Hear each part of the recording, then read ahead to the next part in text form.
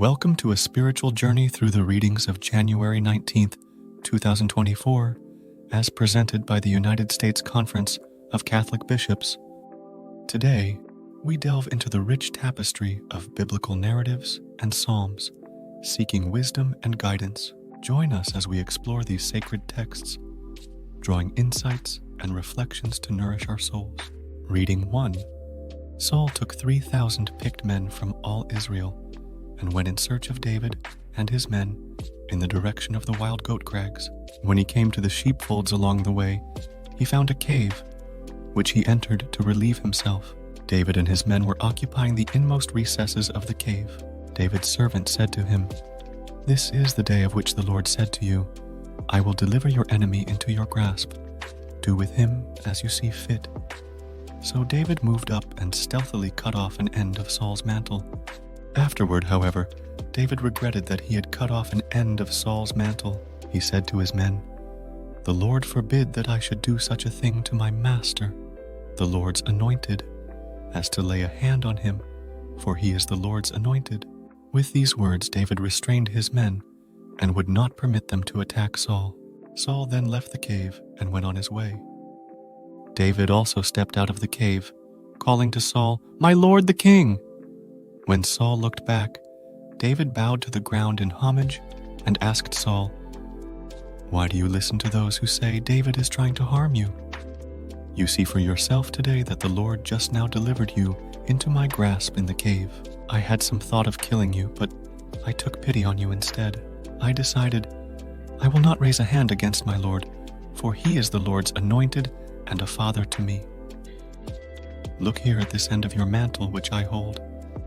Since I cut off an end of your mantle and did not kill you, see and be convinced that I plan no harm and no rebellion. I have done you no wrong, though you are hunting me down to take my life.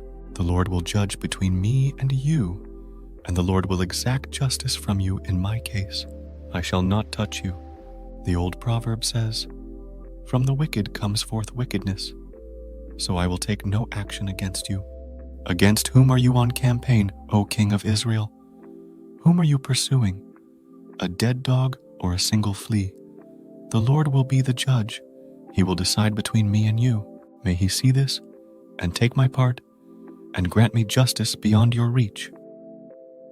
When David finished saying these things to Saul, Saul answered, "Is that your voice, my son David?" And Saul wept aloud. Saul then said to David, "You are in the right rather than I. You have treated me generously while I have done you harm. Great is the generosity you showed me today, when the Lord delivered me into your grasp, and you did not kill me.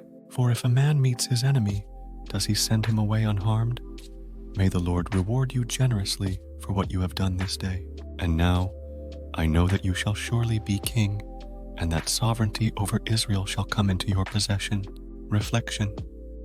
David's decision to spare Saul, despite being in a position of advantage, teaches us the power of mercy and the importance of respecting divinely appointed authority.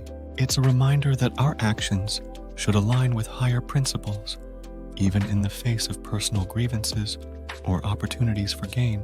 Responsorial Psalm. Have mercy on me, O God. Have mercy on me, for in you I take refuge. In the shadow of your wings I take refuge, till harm pass by. I call to God the Most High, to God my benefactor. May he send from heaven and save me. May he make those a reproach who trample upon me. May God send his mercy and his faithfulness. Be exalted above the heavens, O God. Above all the earth be your glory, for your mercy towers to the heavens and your faithfulness to the skies. Reflection. The psalm resonates with anyone seeking solace and protection. It's a reminder that, in our moments of vulnerability, we can always turn to God, whose mercy and faithfulness are as vast as the heavens. Alleluia. God was reconciling the world to himself in Christ and entrusting to us the message of reconciliation. Reflection. This verse calls us to be ambassadors of reconciliation, mirroring Christ's mission in our lives. It's an invitation to mend relationships, build bridges, and foster understanding in a world often divided. Gospel. Jesus went up the mountain and summoned those whom he wanted, and they came to him. He appointed 12, whom he also named apostles, that they might be with him, and he might send them forth to preach and to have authority to drive out demons. He appointed the 12.